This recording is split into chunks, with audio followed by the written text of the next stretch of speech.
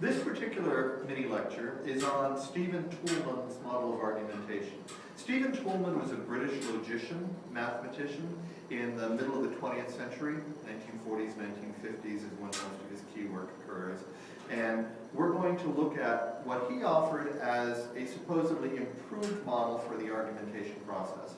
Toulmin is reacting to the earlier work of Aristotle, which we've already discussed. And you remember Aristotle's reasoning chart and the discussion of inductive versus deductive reasoning, specifically Aristotle's discussion of the syllogism and the enthemy. Toulmin felt that these models, specifically Aristotle's syllogism, were not really adequate explanations of how argument occurs between people. And so he offered an alternative model that incorporates Aristotle's ideas and attempts to go beyond it, to create a model that he argued is more reflective of the way people actually discuss or make arguments in day-to-day life. And so what I want you to do is be aware of what the parts of the model are, know the terms for them, the definitions of each of those terms, and then be able to explain how the model works. How do these pieces work together? How do you trace the flow of an argument across the model? And what are the potential strengths and weaknesses associated with the model? Toulmin's model starts with the idea of data, or data. Any given bit of data is a bit of information. I don't really want to say a fact because it's not necessarily factually accurate, but something we might think of as a fact. For example, the sky is blue, or North Central College is located in Naperville, Illinois, or as we grow older, our bodies change physically. Anything that you think of as any bit of data, any bit of information, can serve as a basis for an argument. For example, researchers who early discussed the Toulmin model, highlight the idea of one bit of data being Russia has violated 50 of 51 past international agreements. So any bit of data, any bit of information. We move from the data toward a claim. Because of the data, therefore I leap to this conclusion. You remember our discussion of Edinger and Brock-Reedy's characteristics of argumentation? The first of them being that an argumentation is an inferential leap from an existing belief to a new belief, or the reinforcement of an old one. Well, that's essentially what's happening here. We are leaping from an existing belief, an existing bit of information, to another idea, to a claim, to an assertion, to a possible conclusion. For example, if I said, Robin has on a red shirt today, that's a bit of data. Therefore, Robin's favorite color is red. Okay? I'm making a claim that hopefully you can see is related to the data and potentially coming from it. Now I could take that bit of data and leap to many different possible claims. For example, data, Robin's wearing a red shirt today. Claim, Robin's favorite color is red. Claim, Robin wants to show off today. Claim, Robin is feeling aggressive and assertive today. Claim, Robin knows that Robin wants to express her school pride today. Any of those possible conclusions or claims might come out of that bit of data, Robin has a red shirt on. Okay, the question becomes, how did I get from that bit of data to that claim? And the term Toulmin offers here is the warrant. The warrant is the reason why. It's the because statement. It explains how I get from that to that. For example, Robin has on a red shirt today. Because people tend to wear their favorite colors or associate themselves with their favorite colors or surround themselves with things they like, therefore, Robin's favorite color is red. Or, Robin has on a red shirt today. Because red is the color of North Central College, we are the North Central Cardinal, and we think of red as our key school color, Robin is feeling a lot of school pride today. Robin is wearing red today. Because red is an aggressive, assertive color, that often provokes confrontation, Robin is feeling aggressive, assertive today. Robin is wearing red today. Because red is an emotionally charged color that demonstrates we have a vivid, strong personality, therefore, Robin wants attention today and is demonstrating her strength of personality. Or a lot of other options. And the point is, you've got some bit of information and you reason because, sense, given, understanding that, therefore, a claim. Now, this is really Aristotle's syllogism turned in a slightly different direction. Remember, the syllogism is the idea of the major premise, the minor premise, and the conclusion. Major premise, all men are mortal. Minor premise, Socrates is a man. Conclusion, Socrates is mortal. Okay? If you think of that as Socrates is mortal being the conclusion or the claim,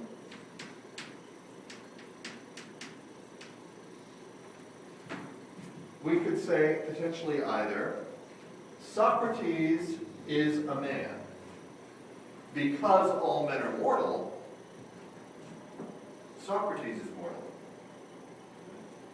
I have a bit of information, I reason from it to get to a claim. And Toulmin's concern with Toulmin's concern with Aristotle's syllogism was, he said, it treats it as if things were absolute. And this is where Toulmin starts to diverge from Aristotle. Because if you start off with the idea all men are mortal, Toulmin said, you have to get to the conclusion that Socrates is mortal. There's no option. There's no way out. And so we think of claims as absolute. They are guaranteed. They are certain. They are inevitable.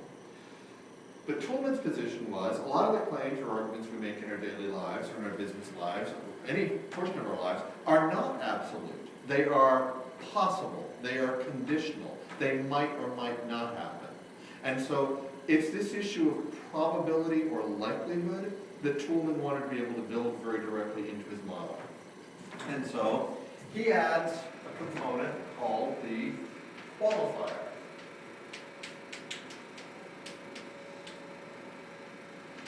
For example, Robin is wearing red today.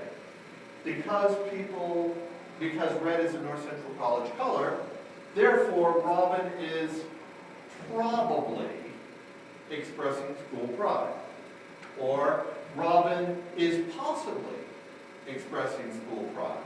Or the odds are 10 to 2 that Robin is expressing school pride. Or there's a 20% chance that Robin is expressing school pride. In other words, I'm qualifying my statement, my claim. I'm telling you how sure I am of it. I might be very specific. The odds are 2 to 1. There's a 20% chance. I might be sort of vague and generic. It's possible, it's probable, it's likely, it's almost sure. But rather than claiming something absolutely, I'm admitting up front it may be something less than absolute. It may be absolute, but it may be something other than that too. I can specify within the context of the argument how sure I am of the conclusion. Now, sidebar on this. I think that's, in many ways, an unfair analysis of Aristotle. And I think Toulmin misunderstands Aristotle to a significant degree here. I'll come back to why at the end of this discussion. But for now, just note that this is the point at which Toulmin most diverges from Aristotle and the point at which we could question who would win in the debate between Aristotle and Toulmin. Anyway, to go back here. So at this point, we now have a bit of information, a reason that gets us from that information to a conclusion, and we have the ability to say how sure we are of that conclusion. Okay, but we've now introduced the idea that our conclusion may not be right. It's probably right, or 80% right, or likely to be right. Well, why in the world isn't it 100% right? Why am I not sure of it?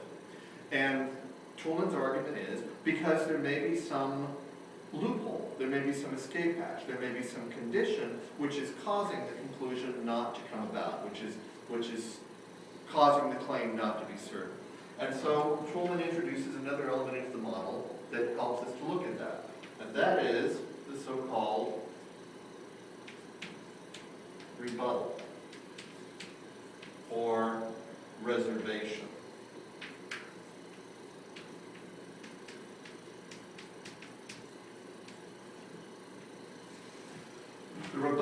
reservation specifies the conditions under which the claim would not come true.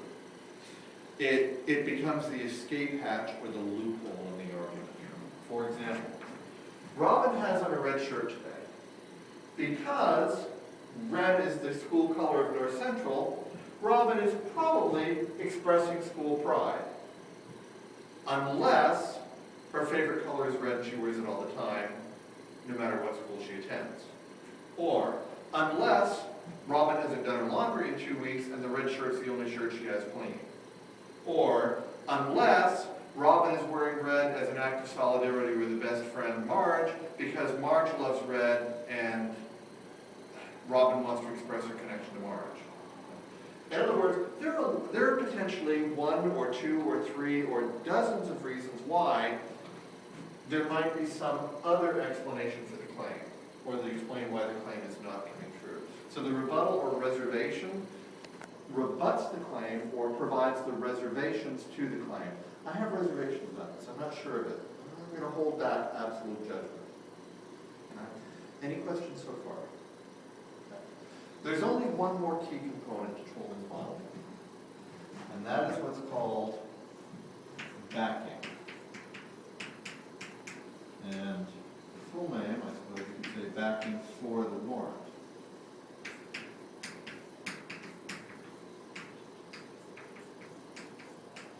The idea here is that I make my argument, but you don't necessarily buy it. I say, Robin is wearing a red shirt today because people wear their favorite color a lot. Therefore, it's probably true that Robin's favorite color is red, unless she's not done her laundry in 2 weeks. That's all she has left. You don't necessarily buy that Robin's favorite shirt is red, or that red's her favorite color, and that's why she's wearing it today. And so you want to challenge my argument.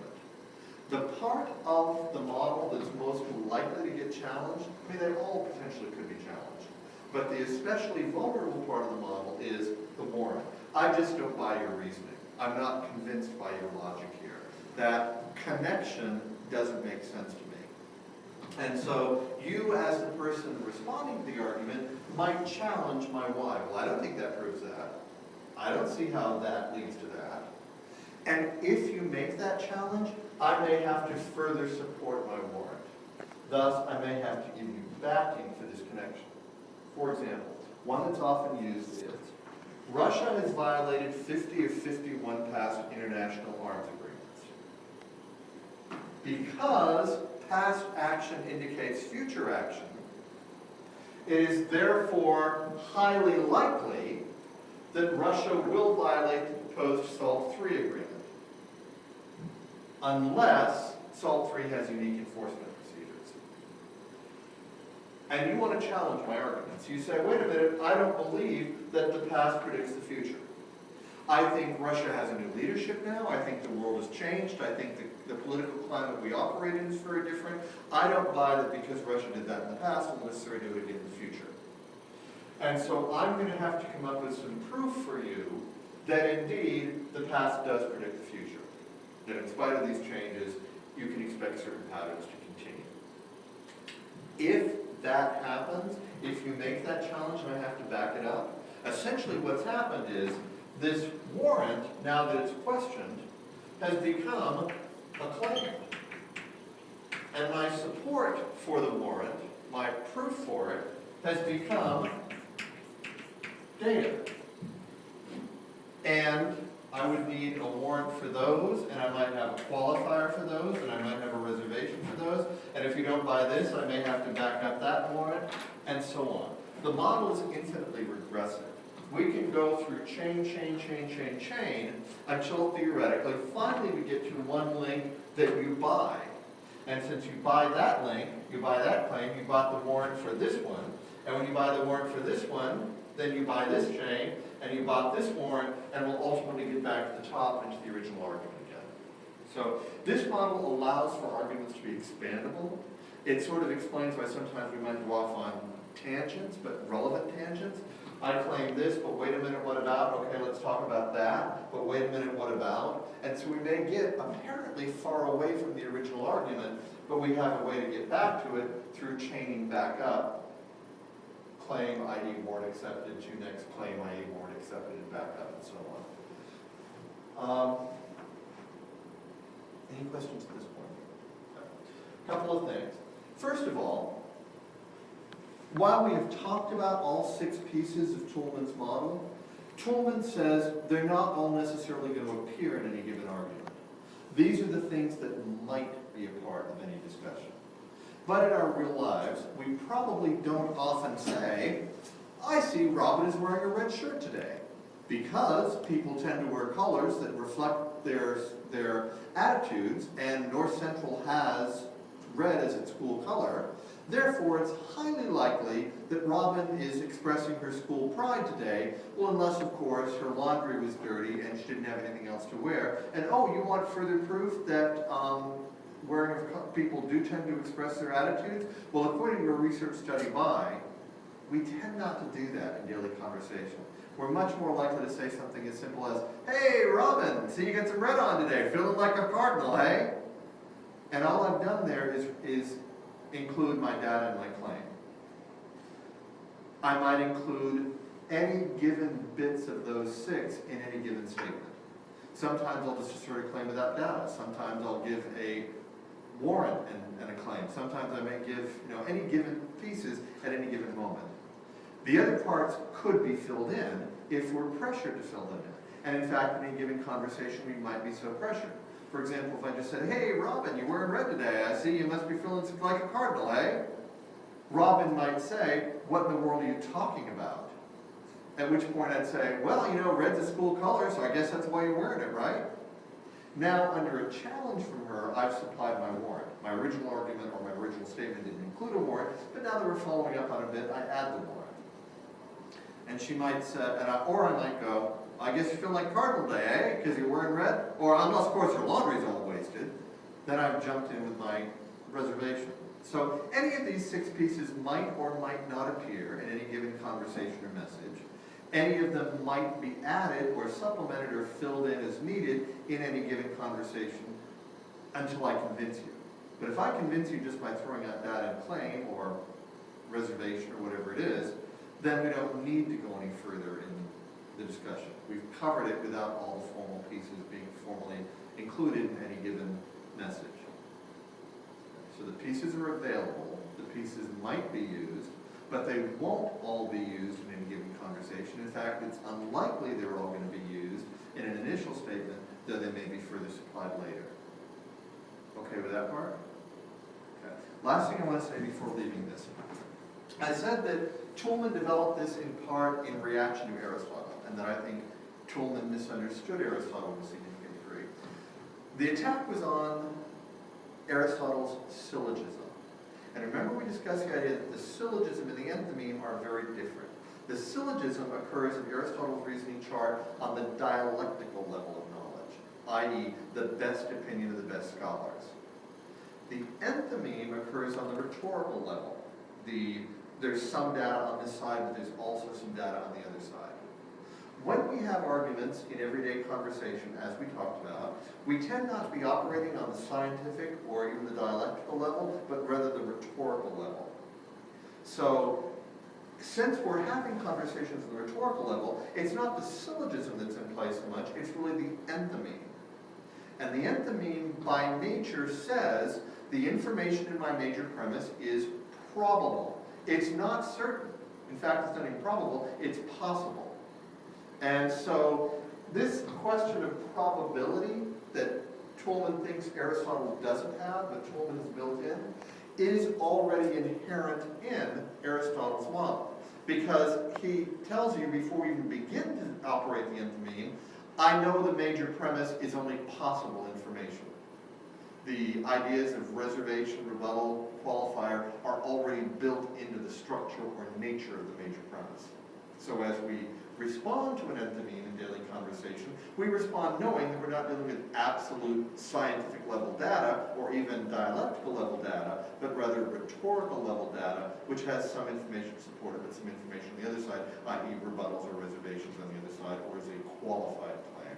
So Toulmin is more overt in the model about highlighting the idea of probability, but Aristotle had already accounted for the idea of probability by separating the levels of knowledge into scientific, dialectical, and rhetorical. And if you look at the enthemy and the syllogism in the context of the whole system, then Toulmin's objections sort of evaporate to a significant degree. Questions? Okay. That's the end of our discussion then on Toulmin versus Aristotle, specifically Toulmin's model of argumentation.